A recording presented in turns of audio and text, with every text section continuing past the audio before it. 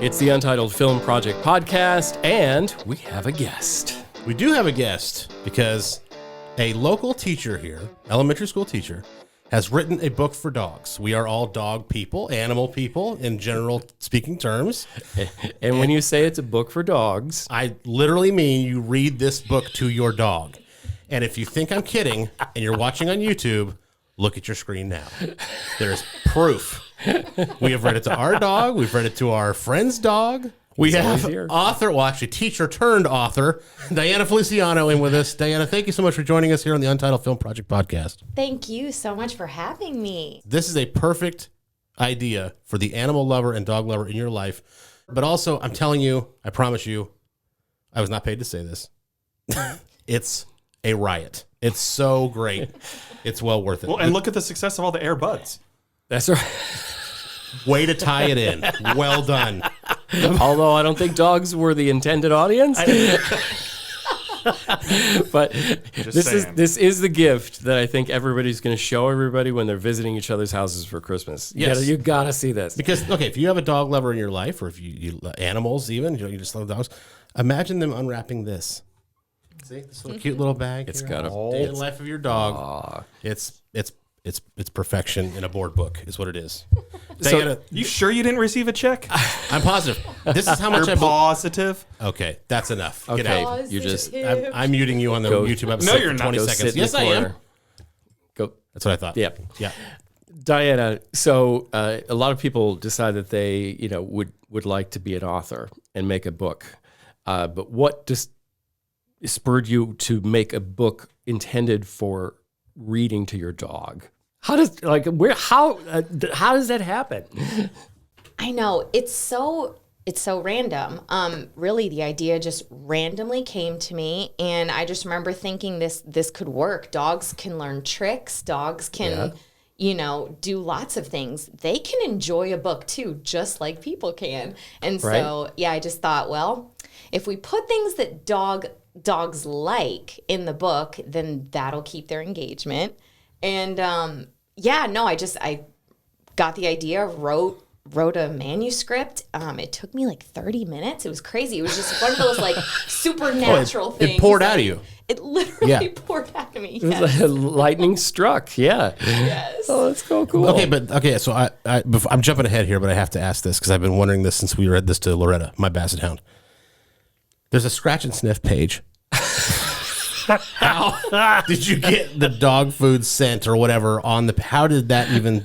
Because writing a book is one thing. Illustrating a book is something different. You're like, okay, How do you ask a company to do that? Right? Like, do you have a formula for? Yeah. Hey, I know you have scent for mint and strawberry. Strawberry. Yeah. Do you have any dog foods? Like, how does that happen? Do you just smear the one page into Just some a prototype. Here, have this. Oh my gosh, I did a ton of research. I knew I needed to find a printing company that could print sensory pages. Wow. I just sent a bunch of emails and just hoped for the best. And I literally just took a gamble and found a printing company and asked them if they had a peanut butter scent and a bacon scent. And I am pretty sure that they were like, WTF. But I think they wanted the business because they thought, man, this is a cool concept. We'd love to print this. And they were like, we'll find it. We will figure this out. It's amazing. Like, how much more fun was their job after they got your assignment, to make that? Yeah. So what we're seeing so far, especially with TikTok coming around, there's too much screen time for dogs, right? They need a little bit more of the sensory pages, and they need to be read to. Books are very important, just like for children. What? No, I agree with you. Hey, Loretta spends way too much time on her phone. My cat watches TV. We catch her just doing this, just staring. Like you're enjoying The Golden Bachelor way too much right now, Florence. So to have a book that can be read to them, what have you noticed in terms of reading to dogs as well, too, in terms of paying attention? Why was it so important to have these sensory pages and not just words on a page? So to your point about a lot of screen time, so kids are constantly on their phones, and so they constantly need to be entertained. And so sensory pages was just a no-brainer. Like, we've got to make this reading experience fun for the kids Right. and also for the dog, and for adults too. And so, that was a no-brainer. I was like, we've got to put sensory elements in there to keep them engaged. So, I mean, and just like kids with your dog, I mean, really, isn't it about just like sitting together and engaging together and doing something together? Because Usually together, though, means like rub my belly or, right, it's very one-sided. it's less intellectual. Yes. you can rub the dog's belly in the book because it says belly rubs before nap time. Now, is there also a portion for, because I've noticed this just with TikTok as well, booty bongos? Oh, Does that man. become a thing? There's a sequel idea. Belly there. rubs before nap time. Oh my goodness. That's your cue to rub your dog's belly. That's right.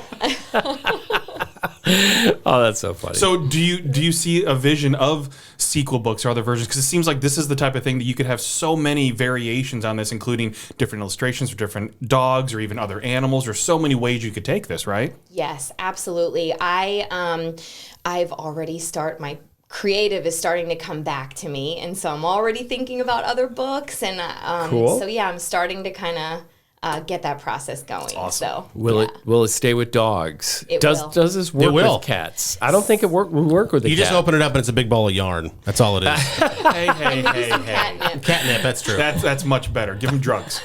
I've been told that my next book needs to be for a cat. I think it would be a good idea. I just don't know enough about cats. So I would be open to doing it, and I would just do my research. But I think that would be Pop-up fun. books. With laser pointers. And feathers coming out. Yes. That book's going to end up under the couch after being swatted so many Very times. interactive book. I could see a cat taking its book and like hiding it, and then like never like you never have access to it again. And they'd be Right. like, That's "This exactly is right. my book." That's because cats are so smart, they're probably reading it to themselves. See, cat owners will appreciate this. It's going to be 3 a.m, and coming up the stairs to the bedroom, you hear, and it's because it caught the gift for you to give to you in the evening in the book's in the cat's mouth. Yes. That is 100% what happens in the middle of the night. see It's a this. gift for the family. Okay, so you're self-published, is that right? Yes. Okay, so how does that process work? Like, because there's a lot. Jim mentioned earlier. Sometimes you look at it and you go, I want to write a book, or I want to do this, or I have this creative idea, whatever. How do you get started in the self-published business? And then on top of that, why not go to a regular publisher? Was it too much time? How did that work? Yeah, so I did have a few publishing companies reach out and like the idea and wanted to publish me, but they wanted complete creative control. Ah, yes. And that's where I was like, no, because their publishing companies didn't have the proper printer to be able to print the sensory pages and the noise pages. And that's what made the book so unique. Right. So I was like, I've got to figure this out on my own. And so a simple Google search of how to self-publish, and I just knocked out the to-do list of Wow. the things to do and sent random emails to people all over the world. Like my editor is he's in London. Never met him before. And the formatter also somewhere else. And so I took a lot of like just chances. Leaps of faith. Yeah. And yeah. you grind. Oh, for sure. Yeah. Yeah. Yes. Oh yeah. And then how did you get hooked up with the illustrator then? Oh my gosh, she's Because amazing. let's be honest. When you're writing a kid's book or a book like this, that's a huge part of it. Sure is. Right? You can have the greatest idea in the world, but if your illustrator's not that great. They've got to bring it to life. Right. And in this particular, of course, Sarah Shearer did a great job. She's amazing. So fun fact, she's actually not a book illustrator. She is a pet portrait artist. Great marriage again. Love it. And Yes. I took one of her pet portrait classes a couple of years ago, and I painted Charlie. And Charlie's her dog, by the way, because we didn't say that. Sorry. Gotcha. my daughter, the inspiration behind the book. I get it. And you can find her on the front cover, by the way. She's in the bottom Here. corner. There she is. She's totally judging the golden right there. Smooch face. But yeah, no, she just came to mind as someone that I kind of thought I think I could work with her and see if she'd be interested in illustrating a book for dogs. And she loved the idea and was like, I've never done this before, but let's figure it out together. Neither did you. Never did So before. Yep. that's the best. That's awesome. Yep. We both were like, let's let's just try this. If it doesn't work out, it doesn't work out. But at least we could say we're just gonna try it. You did it. You did it on your own terms, and it was just a convergence of all these really cool people. And looking at the Kickstarter, it happened. It definitely happened. Yeah. What was that's a great point. What was that feeling like when that goal got matched? What was that? It was a combination of relief and also like, oh, this is really happening. Yes. Like, I gotta do it now. Have to send this to the printing company. Like this. Right. Now I gotta do it. Okay, let's fast forward then to you get the case of actual finished book. Now it's a published book. You get it at your door. What's that like then? Oh my gosh, I was overjoyed. Just overjoyed. I pulled up to my garage after work and saw the amount of boxes. It was a mountain of boxes. And I just, it's just one of those just surreal, like something that I had dreamt of was reality at my garage. Yeah. And so I was just eager to open the boxes to see what they packaged it like, just to see what they all looked like. So. And I assume you're happy with it. I am so happy with it. I had to put my trust in so many people I didn't know and companies I'd never worked with and heard of. And it came out better than I thought it would. And I feel like if we dream something and we do it, like it always turns out better than what we think, All right, let's bring this back to your actual job of teaching children. Yes. What lessons are there in this that maybe they're too young to understand now, but that you can kind of ingrain in them early? Because you're an elementary school teacher, for those who missed me saying that earlier. So again, maybe too young, but there's got to be a lesson here that you can say, look, Miss Feliciano decided to do this. I did the research. I took the necessary steps. I took a leap of faith, like Jim said. Yeah. And here's the final product, and it's working. Probably the biggest lesson is we are all uniquely made, and when we have an idea, there's a reason for it, and to just go for it, because you just never know. And the best idea is the one that you take action on. Right. Yeah. Love it. Like this show. Yes. The jury's still out. That's true. We're 65 episodes in, but the jury is still out. You want to pause for a second for Jim? For Wally? Oh, there you go. There we There you go. My dog was pawing at me to get into the shot. The jury. He says, look, it's a dog episode. It is a total dog episode. I need to be on the show. We're going to turn this back into film, by the way, in here in just a second. But unless anybody else has any other questions, Diane, I just want to thank you again for coming on. We really do appreciate it. I think it's great. I love the fact that this exists.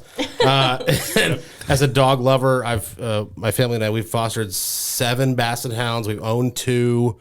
I have a long history in a previous life of volunteering at the animal shelter, walking dogs, and all those kinds of things. So this speaks to me a lot, and the fact that.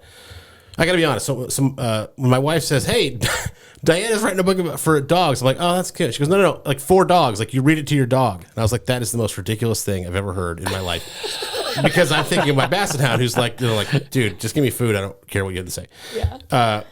To see it and to have to watch her read it to Loretta and have the mirror page and the scent page and her actually like being like, "What is this?" It was so awesome. And that's when I was like, I have to see if I can get her on the show, because more of a spotlight needs to be on not only unique ideas, but on things like this.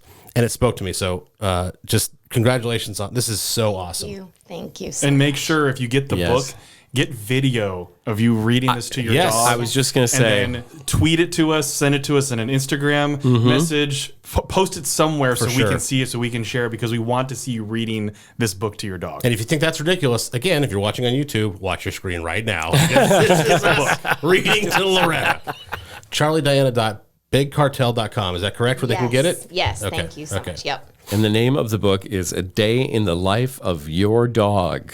And this, I love this because, you always want to buy a gift for your dog for Christmas, but it usually ends up being something they can eat. Yep. Or try to eat. Or they'll try to eat it. Yes. And who knows what's going to happen with this dog. There's that peanut butter and bacon page in here. You maybe just want to be alone with that book yourself, Mr. Gover. No. It'll be him in the mirror page. I miss Sniffing the you. peanut butter page in the corner. You're so attractive. With a lick mat. I want that video. Thank you so much for gracing the Untitled Film Project podcast. Grab a day in the life of your dog. You can get one at charliediana.bigcartel.com. Yes. Okay. Please do, because they're awesome. I promise you it's awesome. Thank you for listening to the Untitled Film Project podcast. To support the show, please rate, review, follow, and subscribe. Original music by Jeremy Schwartz. Special thanks to the Music City Film Critics Association. Editing and post-production by Jeremy K. Gover. Voiceover by Chad Bennett.